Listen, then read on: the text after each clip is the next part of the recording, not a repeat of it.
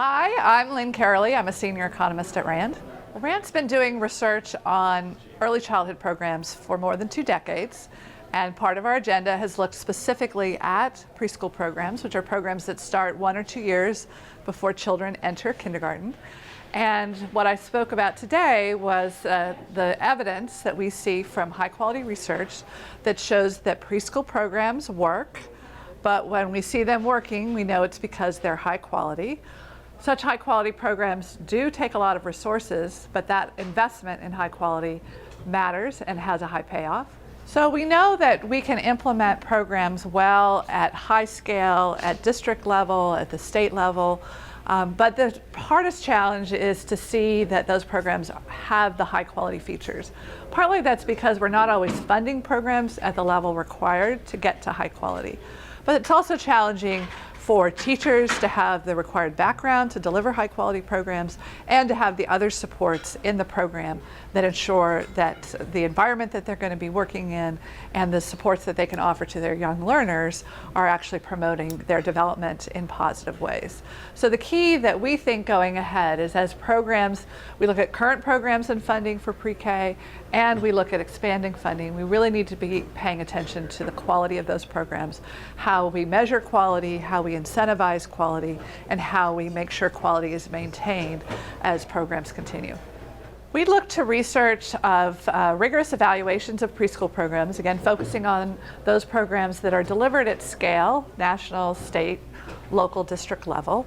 And what we see from that research evidence is strong benefits in terms of children's school readiness. And that's multiple dimensions of readiness. It might be their cognitive skills, such as their reading and math skills as they enter kindergarten, but also in the domains of social emotional learning, we also see benefits there. So those are immediate benefits.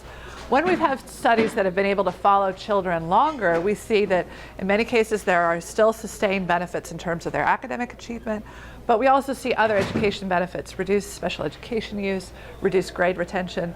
Even longer term follow-up, we see benefits like higher rates of high school graduation. And a very few studies have looked into adulthood by following participants or using study designs to look at those long-run outcomes. And there we see everything from reductions in crime, reduced use of social welfare programs, higher lifetime earnings. So we think there are a number of issues in the preschool arena, policy issues that need attention. One is ensuring access and access to high quality. We know from the data that we have that many, particularly lower income children do not have an opportunity for a high quality early learning experience for 1 or 2 years before they enter school. But as we expand that access and address the access gap, we really have to address the quality gap.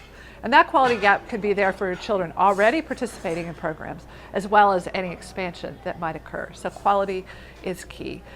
We also need to provide supports for the workforce, and that's another area our research has looked at, is how do we ensure that teachers are well prepared, well compensated, and have the ongoing professional development that's going to ensure that they're as effective as they can be in the classroom.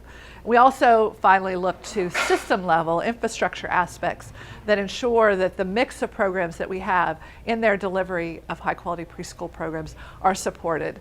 And that's through their financing mechanisms, technical assistance, and other ways in which we replicate quality and ensure that quality continues.